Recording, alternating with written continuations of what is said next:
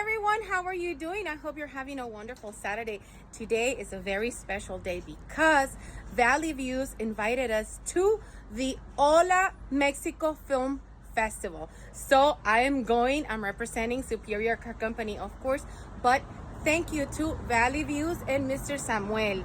I'll see you guys in a little bit and I'll show you guys around. Today we are going to be watching El Guardián de las Monarcas. I'm super excited because I love butterflies. I hope my dress does justice to it. Thank you to Mirinda. And I have to say thank you one more time to Valley Views. Hector, especially, thank you so much. You know how much we love you guys. We love Valley Views. We support you guys. And I can't wait to see you guys. So stay tuned, everybody. Thank you so much for your support, for your love. And we're going to go see this film. And let's go. Let's go, everybody. Thank you, Valley Views. Thank you, Hector. Thank you, Diosi. Thank you, everybody. And especially Hector and Hola Mexico Film Festival. So, let's go. Vámonos para el LA Live. All right, I see you guys in a bit. And Homero new treaties of Oyamel. Hello.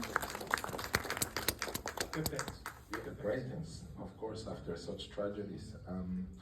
Tell us what brought you to tell us this story. How did you find out about what was going on there? So I met Homero in 2017. I was filming another film in Rosario, a film about different migrating species that come to Mexico. And Homero was our guide. He was kind of our assessor. I found him to be fascinating, charismatic, kind of like a leader of a community, super respected, with like profound scientific knowledge of the forests, of the butterflies. Just a very kind of interesting character, an interesting person. And when the news came out in 2020 of his death, I read the reports. I was shocked. But what stood out to me was like the theory that the Fiscalia proposed.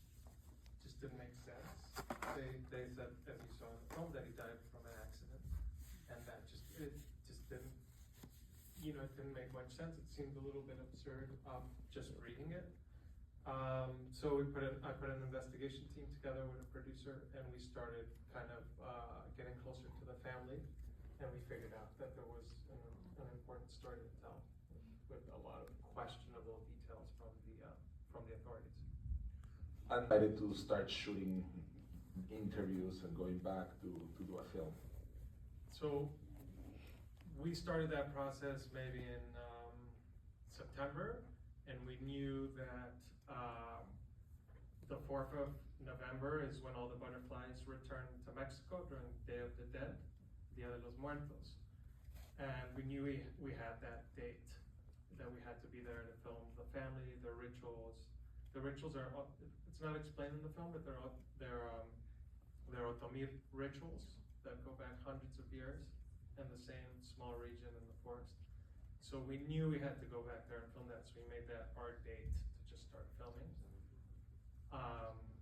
And sort of Netflix became interested at the same time, so we used that as a way to pressure them to just fund the film and just and let us and make it happen.